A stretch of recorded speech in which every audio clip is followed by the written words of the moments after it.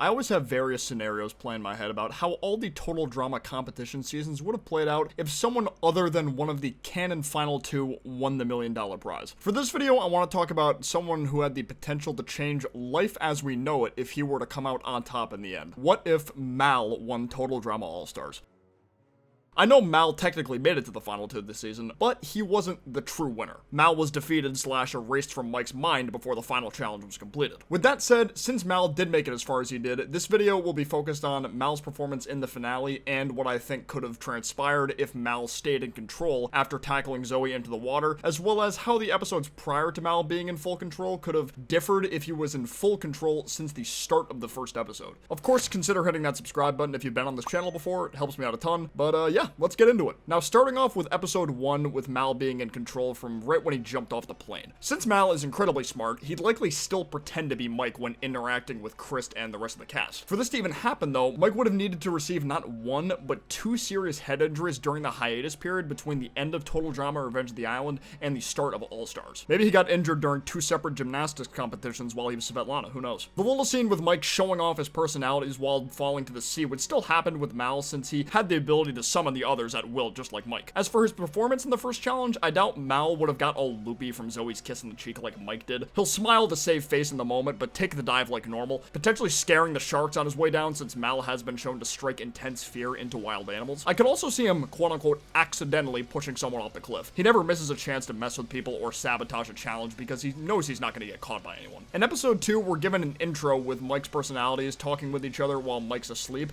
concerned about Mal potentially returning. This slumber discussion would have never happened if Mal was in control from the start. Him still turning into Manitoba is debatable, depending on who he'd want to get voted off. Mal never went out of the way to get people booted prior to the team merger, so it's a little hard to say. However, I could see him doing what Scott attempted to do in that episode, just successfully. Every time Mal went for a sabotage, it worked, so the villain team would still lose, just thanks to Mal instead of Lightning being an idiot. In episode 3, Mal breaks Sam's game guide towards the beginning. In the canon, Mike regained control right after it happened and felt bad for doing it. Mal would have just kept laughing and gone back to bed.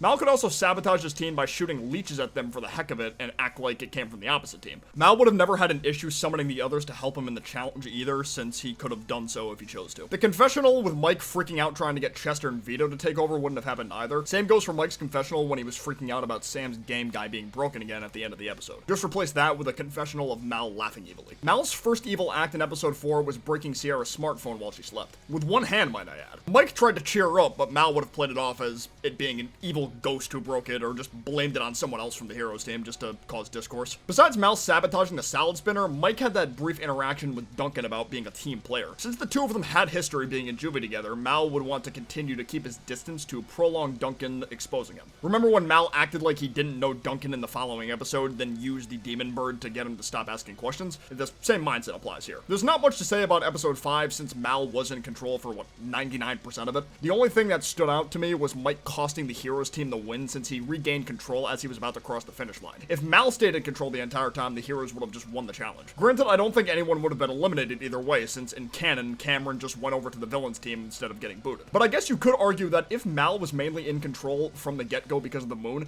then the moon would have turned Mal back into Mike throughout its duration, since Heather, who is a naturally catty person, became super lovable in this episode, thus changing several interactions / direction with the hero team and their progress. The situation with Mike / Mal crossing could easily still happen though with the roles reversed. Episode 6 was the episode Mal took over completely, but Mike had control for the majority of the episode. That conversation he had with Zoe about how he feels less scared of himself when he's with her would have never happened. Mal would have been like, whoops, sorry for scaring you, then just runs away laughing. Obviously, Mike crushing his head with the boulder wouldn't have happened either, since Mal would have zero reason to do that.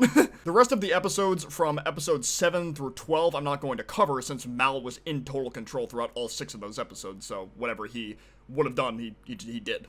Now for the final confrontation between Mal and the rest of the personalities. During his underwater scuffle with Zoe, Mal was able to reach the mindscape before the rest of them could hit the reset button, ensuing a giant battle amongst all 6 of them. The battle would be close, but Mal would just barely emerge victorious, forcing everyone except Mike into imprisonment again in case he wanted to access their skills, and make Mike disappear forever the same way Mike made Mal disappear in the real finale. Because Mal's time is still going, and his time will never end. I'm just getting started.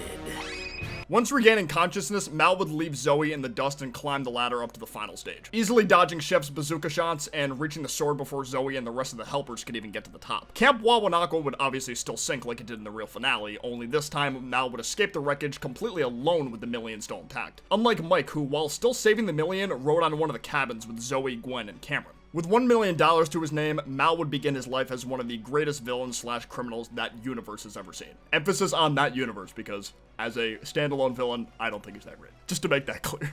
He claimed back in episode 12 that he planned to use the million to purchase a tower that would overlook a volcano. It would have been pretty funny and or interesting if Mal had his tower built in Hawaii, located near the same volcano used in the Total Drama World Tour finale, just as a nice Easter egg to World Tour. Or perhaps around the same volcano Jacques and Jose were near when they returned the cursed lava rock as a shout out to the Ranunculus race season. But if Mal doesn't feel like going to Hawaii and is picky about his volcano structure and design, Indonesia would be the best place for him to browse. That country has the most active volcanoes in the entire world, and by default is the country that's caused the most fatalities by a volcano. I'm sure Mal would have loved that. Even though Mal isn't personally one of my favorite characters in the world, I still think it was nice to talk about this, because whether you like him or hate him, you can't deny his impact on the series and All-Stars was major, and he was one of the most threatening characters in the series. So wondering what could have happened if he actually won was really cool for me. Let me know in the comments down below if you guys would like to see more of these what-if style types of videos, whether they be about Total Drama, Amphibia, the Owl House, what have you. I'd love to see your suggestions. Of course, if you enjoyed the video, be sure to leave a like down below. It helps out a ton.